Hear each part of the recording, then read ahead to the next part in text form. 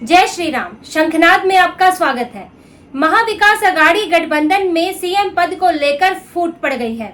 यहाँ तक कि लोकसभा चुनाव के नतीजों का क्रेडिट लेने की भी होड़ लगी हुई है।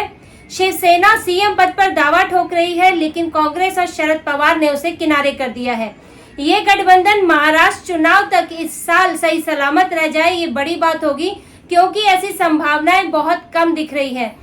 तीनों के तीनों दल एक दूसरे के विपरीत बयान दे रहे हैं, जबकि अमूमन ऐसा होता है कि गठबंधन के जो दल होते हैं वो एक दूसरे के खिलाफ बयान देने से बचते हैं। मीडिया सवाल भी करे तो कहा जाता है कि हम मिलकर बातचीत करके बताएंगे, अभी कोई फैसला नहीं हुआ है। लेकिन ऐसा नहीं हो रहा है, साफ साफ बातें खारिज हो रही है। उद्धव ठाकरे सीएम के लिए लड़ रहे हैं, सीएम पद की लड़ाई शुरू हो गई है और कांग्रेस और पवार ने उनको कड़ा जवाब दिया है। कुछ दिनों पहले संजय राउत ने कहा था कि सीएम पद का उम्मीदवार उद्धव ठाकरे को ही होना चाहिए, क्योंकि उन्होंने अच्छा प्रदर्शन किया है, उन्होंने खुद को साबित करके दिखाया है। वही पिछली बार मुख्यमंत्री रहे थे और अगर कोई सीएम का चेहरा नहीं होता है तो इसका अच्छा संदेश नहीं जाएगा। वो पूरी तरह से उद्धव ठाकरे के लिए माहौल बनाने में लगे हुए थे। लेकिन जब कोल्हापुर में पत्रकारों ने शरद पवार से ये सवाल पूछा तो उन्होंने ये नहीं कहा कि हम बातचीत करके तय करेंगे। उन्होंने साफ साफ कहा कि सीएम पद का कोई चेहरा नहीं होगा। ये गठबंधन है, हम सामूहिक तौर पर चुनाव लड़ रहे हैं और ये सामूहिक चेहरा है। कोई भी फैसला होगा तो वो मिलकर तय करेंगे, लेकिन सीएम का कोई चेहरा नहीं होगा, उन्होंने साफ साफ कह दिया। कांग्रेस के भी बाला साहेब थोराट ने उद्धव ठाकरे को किनारे कर दिया। उन्होंने ये कहा कि अभी इस पर कोई फैसला नहीं हुआ है, तीनों पार्टियों के शीर्ष नेतृत्व मिलकर फैसला लेंगे। अब उद्धव ठाकरे की स्थिति तो ऐसी हो गई है, वो ना घर के रहे ना घाट के, जाए तो जाए कहाँ।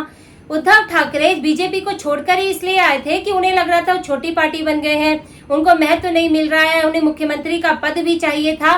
तो महाविकास अघाड़ी बनाई गई। कांग्रेस और शरद पवार ने उन्हें हाथों हाथ उस वक्त लिया, क्योंकि बीजेपी को रोकना था। तो उद्धव ठाकरे यहाँ मुख्यमंत्री बन के आ गए, लेकिन इससे उन्हें फायदा क्या हुआ? उद्धव ठाकरे ये सोच रहे हैं कि वो करे तो क्या करे, बीजेपी के पास जाते हैं तो फिर वही फजीहत होगी, और अगर यहाँ रहते हैं तो यहाँ तो नुकसान ही नुकसान है। ना वो मुख्यमंत्री बनते दिख रहे हैं, ना उनकी पार्टी सही सलामत है, ना वो एक अनुकूल एक सामान्य गठबंधन में है। गठबंधन भी ऐसा है कि वो हिंदुत्व की बात करते हैं और गठबंधन की दोनों पार्टियां तुष्टीकरण करती हैं। तो उद्धव ठाकरे तो बड़ी मुश्किल में फंस गए हैं। दरअसल एमवीए की जो तीनों पार्टियां हैं, तीनों ही चाहती हैं कि इस बार वो बड़ी पार्टी बनकर उभरे, सबसे ज्यादा सीटें उन्हें ही हासिल हो। तीनों के इतने अपने हित है, इतने बड़े हित है कि वो गठबंधन में समा पाने अब मुश्किल हो गए हैं।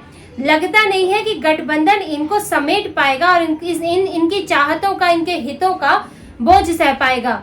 कांग्रेस की बात करें तो कांग्रेस को लगता है कि लोकसभा चुनाव में उसने सबसे अच्छा प्रदर्शन किया है, सभी पार्टियों में से सबसे ज्यादा सीटें उसे हासिल हुई है, 17 में से 13, और उसको इससे उम्मीद भी जग गई है कि कल को हम विधानसभा में भी और अच्छा प्रदर्शन कर सकते हैं। पार्टी के नेता बहुत आह्लादित हैं। नाना पटोले कह चुके हैं कि कांग्रेस इस बार विधानसभा में अच्छी संख्या में सीटें लेगी। अच्छी संख्या में मतलब यही होता है कि ज्यादा से ज्यादा सीटें लेगी। तो ये अपना दावा वो पहले ही दे चुके हैं। कांग्रेस चाहती है कि जो चौथे नंबर की पार्टी बन चुकी थी महाराष्ट्र में, अब वो चाहती है कि हम कुछ बेहतर करें, चाहे गठबंधन के सहारे ही करें, इसलिए ज्यादा सीटें लें। शरद पवार की बात करें तो शरद पवार भी चाहते हैं कि हमारा स्ट्राइक रेट सबसे अच्छा रहा है, 10 में से 8 सीटें हासिल हुई है, तो वो क्यों ना ज्यादा से ज्यादा सीटों पर चुनाव लड़े। उनके साथ तो दो स्थितियां बनती हैं। एक तो उनकी पार्टी के नेता चाहते हैं कि अगर वो ज्यादा सीटें हासिल करते हैं, ज्यादा सीटें जीतते हैं, तो मुख्यमंत्री बने, एनसीपी का ही मुख्यमंत्री हो, क्योंकि पहले भी ये बात उठती रही है। जब पिछले विधानसभा चुनाव में भी उन्होंने 54 सीटें हासिल की थी, जो कि कांग्रेस की 44 से कहीं ज्यादा है, और शिवसेना जो बाहर से आई वो सिर्फ 2 सीटें आगे थी, 56। तब भी बात हो रही थी कि एनसीपी शरद पवार का क्यों नहीं कोई मुख्यमंत्री होना चाहिए। अजीत पवार की भी ये शिकायत रही है। तो इस बार शरद पवार भी ये चाहते हैं कि उनकी पार्टी के पास बड़ा पद हो, उनकी पार्टी के पास मुख्यमंत्री पद हो। उन्होंने एक बैठक में कह भी दिया है, हाल ही में ये बयान आया है कि अब लोकसभा की तरह कॉम्प्रोमाइज नहीं होगा, सिर्फ एनसीपी त्याग नहीं करेगी। पिछली बार तो स्थिति ये थी कि गठबंधन को किसी तरह बचाए रखना था और एनसीपी को भी बहुत ज्यादा उम्मीद नहीं थी कि उसको इतना अच्छा प्रदर्शन, स्ट्राइक रेट इतना अच्छा हो सकता है, इसलिए 10 सीटों पर ही मान गई थी। तो लेकिन अब स्थितियां बदल गई है। अब वो चाहती है कि उसको भी ज्यादा महत्व मिले, और शरद पवार के साथ एक बात ये भी है कि वो अपनी बेटी को सेटल करना चाहते हैं। सुप्रिया सुले जो उनके बिना शायद पार्टी को ना संभाल पाए, बहुत मुश्किल होगा। अजीत पवार जैसे नेता बैठे हैं और भी बैठे हैं जो पार्टी पर कब्जा कर सकते हैं शरद पवार के ना होने पर। इसलिए शरद पवार 83 साल की उम्र में भी राजनीति में सक्रिय है, लेकिन बात है कि वो कब तक सक्रिय रह पाएंगे। बुजुर्ग नेता हो गए हैं, अब कभी तो आदमी रिटायर होता है, तो वो अपने रिटायरमेंट से पहले सुप्रिया को, अपनी बेटी को सेटल करके जाना चाहते हैं, मुख्यमंत्री बना दें, कोई ऐसी उपलब्धि उनके नाम पे कर दें ताकि पार्टी उनके पीछे एकजुट रहे। अजीत पवार की पार्टी ने बहुत अच्छा परफॉर्म नहीं किया, ये उनके पक्ष में गया, लेकिन अभी भी पार्टी एकजुट नहीं है, अजीत पवार अलग है। और हो सकता है कि आगे चल के अगर शरद पवार एक्टिव ना रहे तो जो उनकी पार्टी के नेता है वो अजीत पवार के पीछे लामबंद हो जाए। तो शरद पवार इससे भी डरते हैं और इसीलिए वो अपनी पार्टी को अब आने वाले विधानसभा चुनाव में उनके लिए भी एक बड़ा टेस्ट है, वो एक मजबूत पार्टी के तौर पर उभारना चाहते हैं। अब ऐसे में उद्धव ठाकरे फंस गए हैं।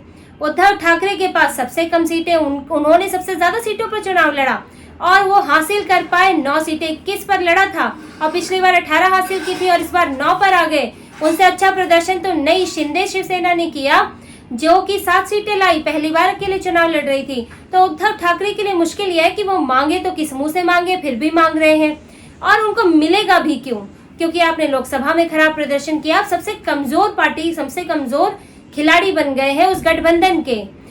और लेकिन अब सबको तो ज्यादा सीटें चाहिए और ये होगा कैसे, इसका आंकड़ा आप समझिए।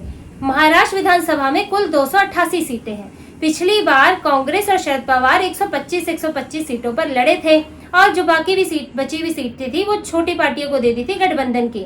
अब 125 सीटों में भी ये 44 और 54 सीटें हासिल कर पाए थे। और शिवसेना की बात करें तो जब वो बीजेपी के साथ थी तो 124 सीटों पर चुनाव लड़ी थी और 56 सीटें हासिल कर पाई थी।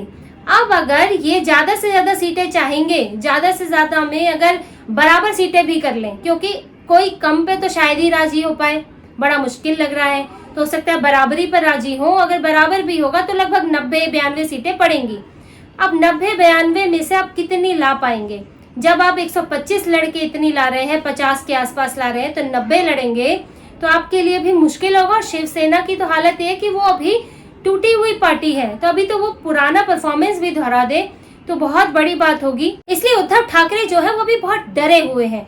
इसलिए देखिए पहले से ही ये दावा ठोका जा रहा है, संजय राउत बयान छोड़ रहे हैं कि सीएम चेहरा बनाना चाहिए, सीएम चेहरा बनाना चाहिए, क्योंकि कहीं ना कहीं अंदेशा है कि सीएम चेहरा उन्हें नहीं बनाया जाएगा, इसीलिए पहले से ही बात निकाली जा रही है। तो उद्धव ठाकरे में बड़ा डर बना हुआ है और वो इस दुविधा में है, पार्टी के बड़े नेता इस दुविधा में है कि भाई अब इस गठबंधन में रहें कि वापसी कर लें, घर वापसी कर लें, क्योंकि ये एक असामान्य गठबंधन में वो मौजूद है और उन्हें कोई फायदा नहीं हो रहा है।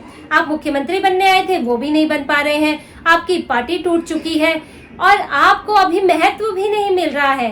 कांग्रेस और शरद पवार आपको तीसरे नंबर की पार्टी बना रहे हैं महाविकास अघाड़ी में, जबकि बीजेपी में आप इससे ज्यादा सम्मान पा रहे थे, इससे ज्यादा सीटें पा रहे थे और आपका गठबंधन भी, आपकी पार्टी भी नहीं टूटी थी। शिंदे गुट जो है, अगर आप वापस जाते हैं तो वो फिर से उसका विलय हो जाएगा, क्योंकि उसकी तो मांग ही यही है कि बीजेपी के साथ आओ और साथ में एक अननेचुरल अलायंस में आप हैं। और बीजेपी के साथ एक नेचुरल अलायंस होता है, दोनों ही हिंदुत्ववादी पार्टियां हैं, तो उनके लिए वोट पाना, एकजुट रखना आसान होता है। तो उद्धव ठाकरे तो इस उधेड़ बुन में है ही। फडणवीस के साथ उनका एक वीडियो भी आया था और देवेंद्र फडणवीस भी, उनको भी कोई ऐसी समस्या नहीं है, वो तो शिंदे गुट को वो लाए थे, अगर उनको मौका मिले तो वो शिवसेना को, उद्धव ठाकरे को भी ले आए, क्योंकि बीजेपी भी ऐसा सोच रही है। बीजेपी में भी ऐसा नहीं है कि शिवसेना को लेकर कोई बंदिश है, अब ये हो गया है कि नहीं आएगी तो लेंगे ही नहीं, ऐसा कोई ईगो तो है नहीं। बीजेपी भी चाहती है कि शिवसेना उसके साथ आए, क्योंकि पिछली बार दोनों ने बहुत अच्छा प्रदर्शन किया था और इस बार भी बहुत आसान हो जाएगा उनके लिए कांग्रेस और एनसीपी को हराना अगर साथ आ जाते हैं। तो बीजेपी की कोशिश भी यही रहती है कि शिवसेना उसके साथ आए। अब शिवसेना, उद्धव ठाकरे को ये सोचना है कि उनका ज्यादा हित किसमें है।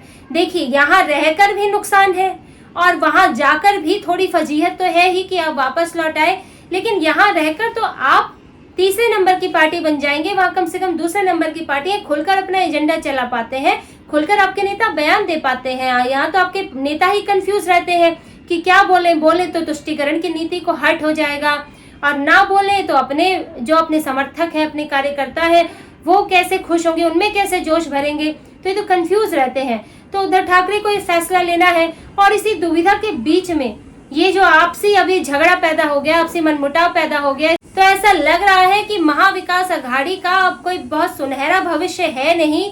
चुनाव आते आते इसमें फूट पड़नी तय लग रही है।